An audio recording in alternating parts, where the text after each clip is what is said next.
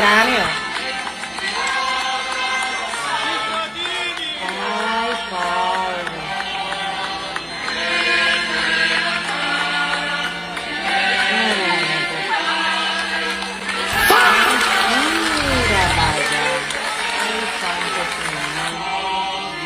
Itu dia aja.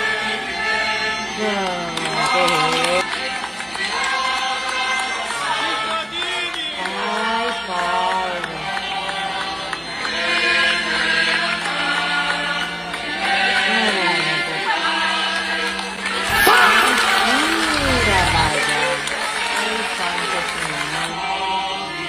Itu dia aja.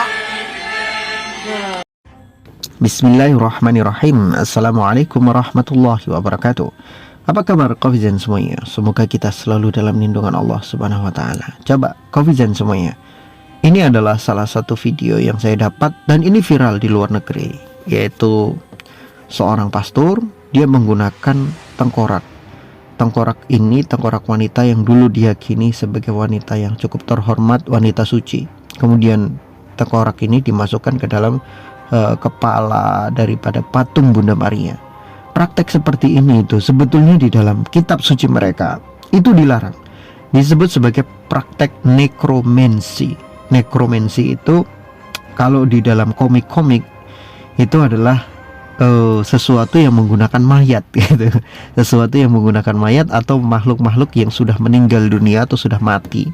Maka itu digunakan sebagai entah untuk apa ya, membangkitkan roh atau ya sesuatu yang berhubungan dengan mayat lah. Intinya di situ.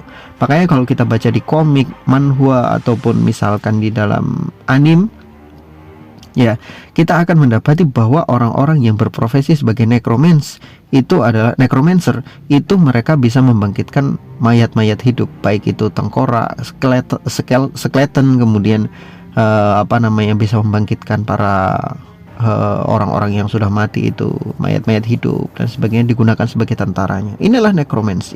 Dan sebetulnya praktek seperti itu dilarang loh di dalam kitab suci. Tapi kok bisa kemudian dilakukan oleh mereka? Dan mereka mengatasnamakan, oh ini adalah Yesus, ajaran Yesus, ini ajaran, ya pokoknya begitulah. Kita tahu banyak pendeta-pendeta dan pastor-pastor, mereka menyimpang daripada kitab suci mereka, tapi mereka menamakan penyimpangan mereka dengan ajaran Yesus. Itu banyak sekali. Dan ini yang seperti ini kita harus kritis nih. Yang seperti ini nggak benar gitu loh. Yang seperti ini nggak sesuai dengan kitab suci mereka. Dan seperti ini juga dalam praktek duniawi saja, di kacamata kita ini udah nggak jelas gitu. Ini apa? Masa iya sebuah gereja, pendeta lagi kan yang mengaku sebagai utusan Tuhan, menggunakan tengkorak orang yang sudah meninggal dalam sebuah perayaan peribadatan? Ini apa maksudnya itu? Memuja siapa? Ini memuja Tuhan atau memuja setan kan kita? Ya, itu hanya pelajaran bagi kita bersama. Memang kita sudah sangat paham sekali bagaimana Kristen dalam bertindak dan beribadah ataupun dalam beragama. Banyak sekali karangan-karangan mereka yang tidak bersumber dari kitab-kitab mereka.